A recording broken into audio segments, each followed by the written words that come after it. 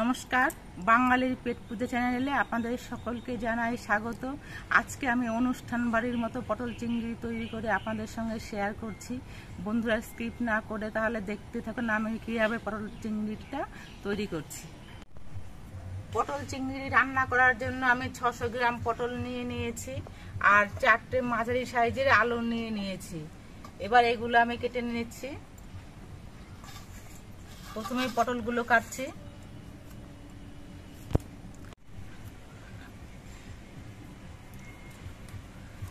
পটলগুলোর গায়ে সম্পূর্ণ খোসা ছাড়াবো না, একটু একটু খোসা রেখে নিয়ে আমি পটলগুলো ছাড়িয়ে নিয়েছি। এবার মাঝখান থেকে কেটে নিচ্ছি। পটলের সম্পূর্ণ খোসা ছাড়িয়ে নিলে পটলগুলো নরম হয়ে ভেঙে যেতে পারে।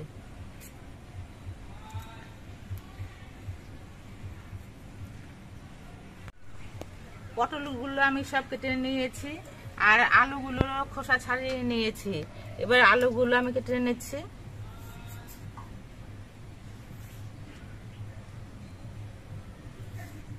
আলুগুলো আমি এরকম পিস করে কেটে নিচ্ছি।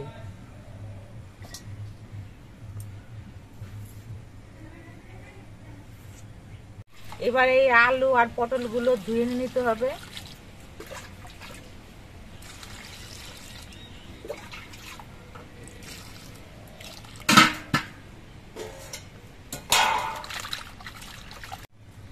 পটলগুলো আমি ধুয়ে পরিষ্কার করে নিয়েছি। এবার পটলগুলো আমি অল্প একটু নুন আর অল্প একটু হলুদের গুঁড়ো দিয়ে মাখিয়ে নিচ্ছি।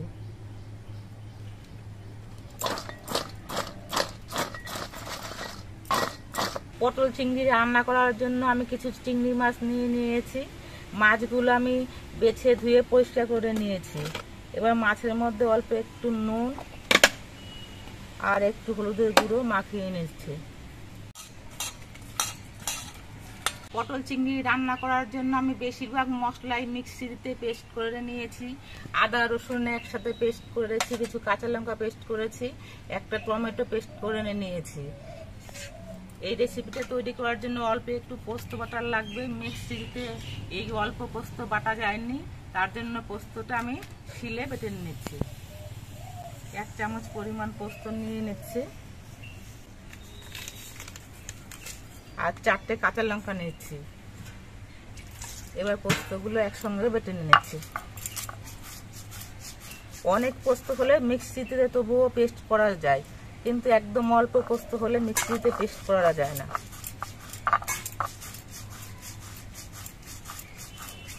পোস্তটা বাটা হয়ে গেছে, এটা আমি একটা বাটির মধ্যে তুলে নিচ্ছি।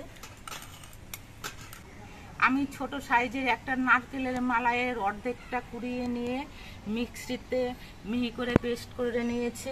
এবার এর মধ্যে আমি জল দিয়ে দিচ্ছি।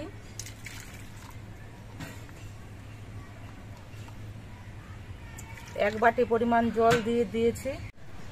এই নারকেলের দুধটা পটল চিংড়ি রান্না করার জন্য লাগবে।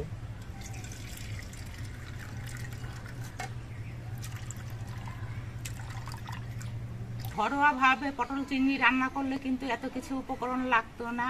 আজকে যেহেতু আমি অনুষ্ঠান বাড়ির মতো স্পেশাল করে পটল চিংড়ি রান্না করছি, তাই উপকরণের গুলো একটু বেশি পরিমাণে লাগছে। এবার রান্নাটা শুরু করছি। উনুনে কড়াইটা বসিয়ে গরম করে নিয়েছি। এই রান্নাটা কিন্তু সর্ষের তেল দিয়েই করতে হবে, তার জন্য আমি কড়াইতে সর্ষের তেল দিয়ে দিচ্ছি আর তেলের পরিমাণটা একটু বেশি করেই লাগবে। কড়াইয়ের তেলটা গরম হয়ে গেছে। এবার প্রথমে আমি চিংড়ি মাছগুলো ভেজে নিচ্ছি।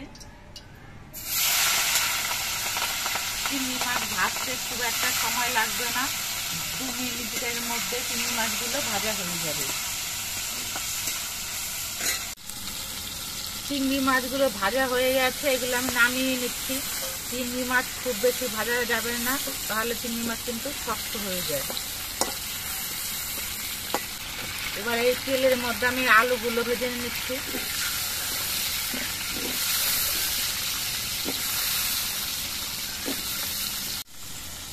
আলুগুলো ভাজার সময় আলুর মধ্যে অল্প একটু নুন দিয়ে দিচ্ছি।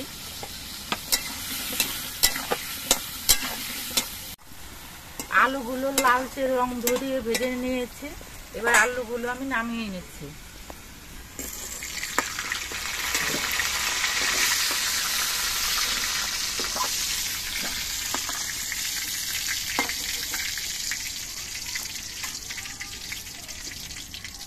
এবার পটলগুলো ভেজে নিচ্ছি। পটলগুলো আমি একবারে ভাজবো না, আমি দুবারে পটলগুলো ভাজবো, তাহলে পটলগুলো ভালো করে ভাজা হবে। পটলগুলো কিন্তু হালকা করে ভাজলে খেতে ভালো লাগবে না, একটা জলসা ভাব লাগবে। তার জন্য পটলগুলো লালচে রং ধরিয়ে ভেজে নিতে হবে। পটলটা ভাজতে একটু সময় লাগবে। পটলগুলো লালচে রং ধরিয়ে বেশ কড়া করে আমি ভেজে নিয়েছি। এবার এগুলো আমি নামিয়ে নিচ্ছি।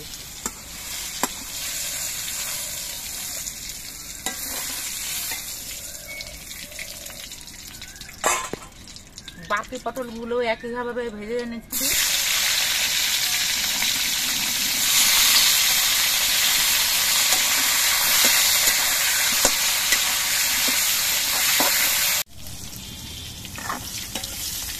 আমার সবগুলো পটলই ভেজে নেওয়া হয়ে গেছে। পটল ভাজার পর কড়াইয়ের তেলটা একটু কালচে রং হয়ে যায়। আপনারা ইচ্ছে করলে এই তেলটা পাল্টে নিয়েও রান্না করতে পারেন, তবে আমি এই তেলের মধ্যেই রান্না করছি। কড়াইতে আরেকটু তেল দিচ্ছি। এবার তেলের মধ্যে দিয়ে দিচ্ছি দুটো তেজপাতা, দুটো শুকনো লঙ্কা, কয়েকটা গোটা গরম মশলা আর অল্প একটু গোটা জিরে। এবার মশলাগুলো ভেজে নেব। মশলাগুলো ভাজা হয়ে গেছে। এবার এর মধ্যে আমি কোচানো পেঁয়াজগুলো দিয়ে দিচ্ছি। আমি পেঁয়াজগুলো কুচিয়ে দিয়েছি, আপনারা ইচ্ছে করলে পেঁয়াজটা পেস্ট করেও দিতে পারেন। পেঁয়াজটা আমি লালচে রং করে ভেজে নেব। পেঁয়াজগুলো আমি কিছুক্ষণ ভেজে নিয়েছি। এবার এর মধ্যে দিয়ে দিচ্ছি আদা আর রসুন বাটা, আমি একসঙ্গে বেটে রেখেছিলাম। আদা রসুন বাটা দিয়ে আরো কিছুক্ষণ ভেজে নিতে হবে। মোটামুটি 1 মিনিট 2 মিনিটের মতো ভেজে নিলেই হবে। আদা রসুনটা ভাজা হয়ে একটা সুন্দর সেন্ট বেরিয়েছে। এবার এর মধ্যে আমি দিয়ে দিচ্ছি কাঁচা লঙ্কা বাটা, একটা টমেটো পেস্ট করে রেখেছিলাম সেটা দিয়ে দিচ্ছি। এবার এর মধ্যে দিয়ে দিচ্ছি পরিমাণ মতো হলুদের গুঁড়ো, 1 চামচ জিরের গুঁড়ো, 1 চামচ পরিমাণ শুকনো লঙ্কার গুঁড়ো। এবার নেড়ে চেড়ে মিশিয়ে দিয়ে এর মধ্যে দিয়ে দিচ্ছি আমি পরিমাণ মতো নুন। আমি পটল ভাজার সময় নুন দিয়েছি, আলু ভাজার সময় নুন দিয়েছি, এই জন্য মশলাতে খুব অল্প পরিমাণে নুন দিলাম। এবার মশলাগুলো কিছুক্ষণ কষিয়ে নিতে হবে। মশলাগুলো কষানোর সময় এর মধ্যে অল্প একটু চিনি দিচ্ছি।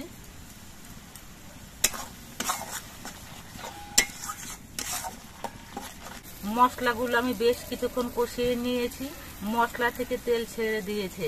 এবার এর মধ্যে আমি পোস্ত বাটাটা দিয়ে দিচ্ছি।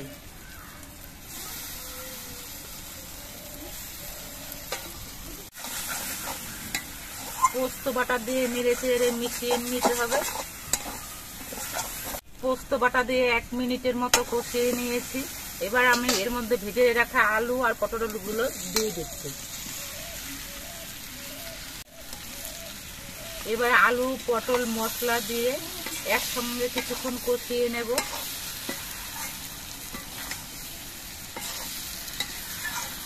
খুব বেশিক্ষণ কষানো যাবে না, তাহলে পটলগুলো আবার ভেঙে যেতে পারে। অল্প কিছুক্ষণ কষিয়ে নেওয়ার পর এবার এর মধ্যে আমি নারকেলের দুধটা দিয়ে দিচ্ছি।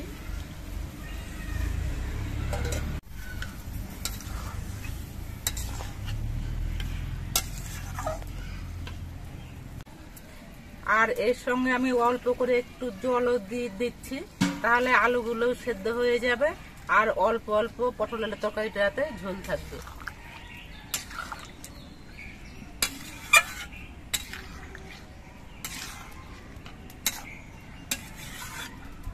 ঝোলটা একটু ফুটে উঠলে এর মধ্যে চিংড়ি মাছগুলো দিয়ে দিচ্ছি। এবার কিছুক্ষণ ঝোলটা ফুটিয়ে নিতে হবে।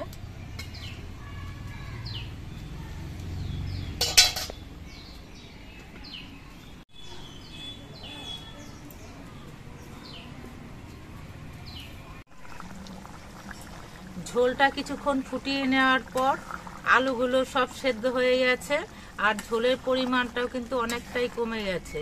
যেটুকু ঝোল আছে নামানোর পর ঠান্ডা হলে আরো কমে যাবে। এবার এর মধ্যে আমি দিয়ে দিচ্ছি অল্প একটু গুঁড়ো গরম মশলা।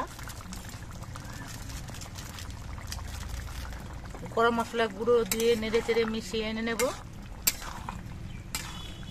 পটল চিংড়ির তরকারিটা আমার হয়ে গেছে রান্না। এবার আমি নামিয়ে নিচ্ছি। নামিয়ে নিয়ে এবার এর মধ্যে আমি 1 চামচ পরিমাণ ঘি দিয়ে দিচ্ছি। ঘি দিয়ে নেড়ে চেড়ে মিশিয়ে এনে নেব।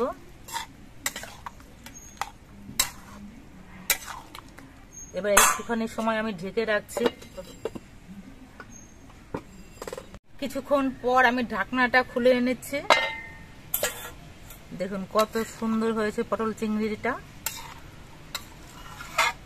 তরকারিটা আমি একটা গামলার মধ্যে ঢেলে রাখছি।